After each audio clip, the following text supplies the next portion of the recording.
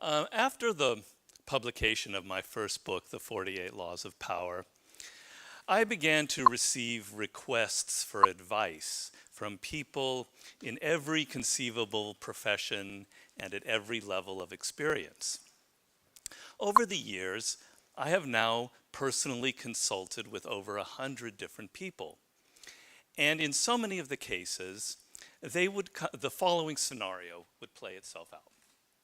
They would come to me with a specific problem: a boss from hell, a business relationship that had turned ugly, a promotion that never came.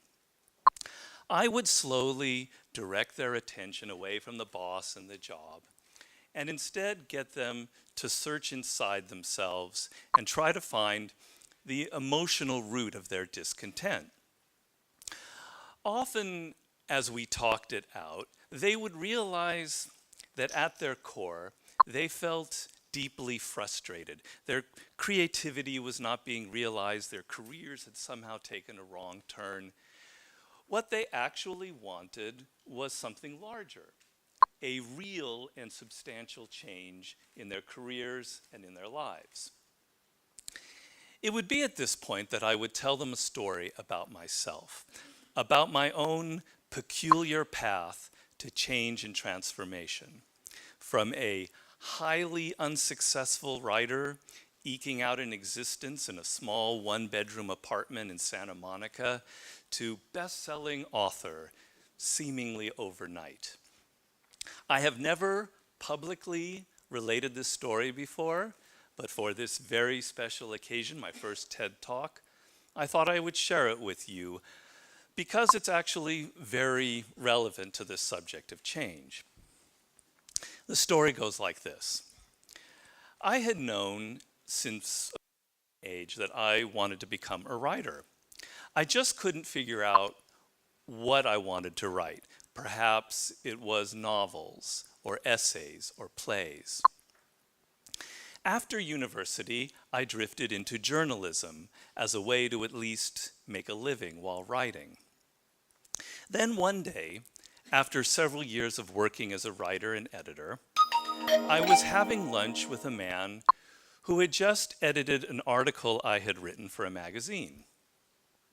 After downing his third martini, this editor, an older man, finally admitted to me why he had asked me to lunch. "You should seriously consider a different career," he told me. "You are not writer material. Your work is too undisciplined. Your style is too bizarre. Your ideas, they're just not relatable to the average reader. Go to law school, Robert. Go to business school. Spare yourself the pain." At first, these words were like a punch in the stomach. But in the months to come, I realized something about myself.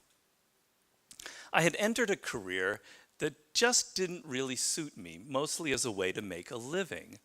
And my work reflected this incompatibility. I had to get out of journalism. This realization initiated a period of wandering in my life. I traveled all across Europe. I worked every conceivable job. I did construction work in Greece, taught English in Barcelona, worked as a hotel receptionist in Paris, a tour guide in Dublin, served as a trainee for an English company making television documentaries, living not far from here in Brixton. During all of this time, I wrote several novels that never made it past 100 pages, and dozens of essays that I would tear up, and plays that never got produced. I wandered back to Los Angeles, California, where I was born and raised. I worked in a detective agency, among other odd jobs. I entered the film business, working as an assistant to a director, as a researcher and story developer and screenwriter. In these long years of wandering, I had totaled over 50 different jobs. By the year 1995, my parents, God bless them, were beginning to get seriously worried about me. I was 36 years old, and I seemed lost. and unable to settle into anything. I too had moments of doubt, but I did not feel lost. I was searching and exploring, and I was hungry for experiences, and I was continuously writing. That same year, while in Italy for yet another job, I met a man there named Joost Elfers, a packager and producer of books. One day, while we were walking along the quays of Venice, Joost asked me if I had any ideas for a book. Suddenly, seemingly out of nowhere, an idea just gushed out of me. It was about power. It was about power. I told Joost that I was constantly reading books on history, and the stories that I read of Julius Caesar and the Borgias and Louis XIV, these were the exact same stories that I had personally witnessed with my own eyes in all of my different jobs, only less bloody. People want power, and they want to disguise this wanting of power, and so they play games. They covertly manipulate and intrigue, all the while presenting a nice, even saintly front. I would expose these games. I gave him numerous examples of what I meant, and he became increasingly excited. He said I should write a treatment, and if it was good enough, he would pay me to live while I wrote half the book, enough to sell it to a publisher.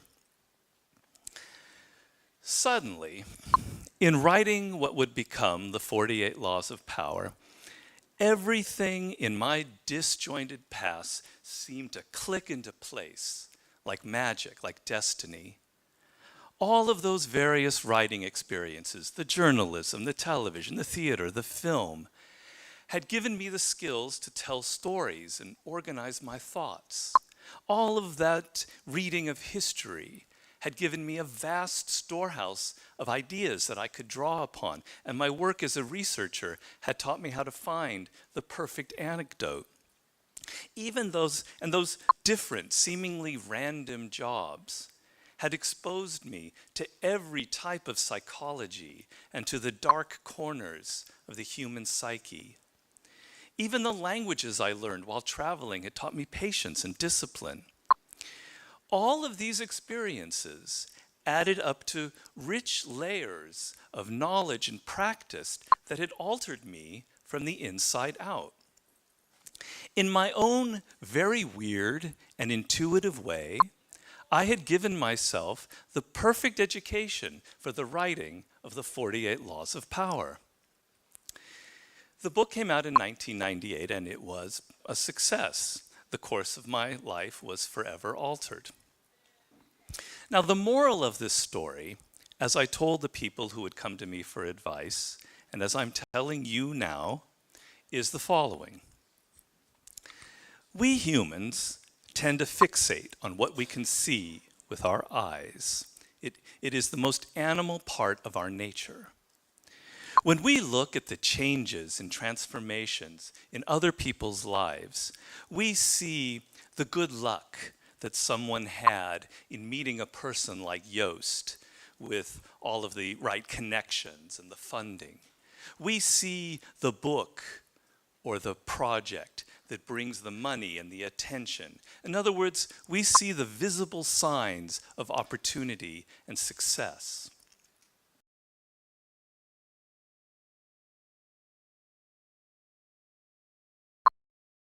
Change in our own lives, but we are grasping at an illusion. What really allows for such dramatic changes are the things that occur on the inside of a person and are completely invisible.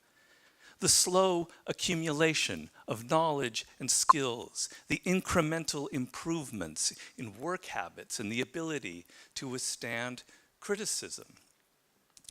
Any change in people's fortune is merely the visible manifestation of all of that deep preparation over time. By essentially ignoring this internal invisible aspect, we fail to change anything fundamental within ourselves. And so in a few years' time, we reach our limits yet again. We grow frustrated, we crave change, we grab at something quick and superficial, and we remain prisoners forever of these recurring patterns in our lives. The answer, the key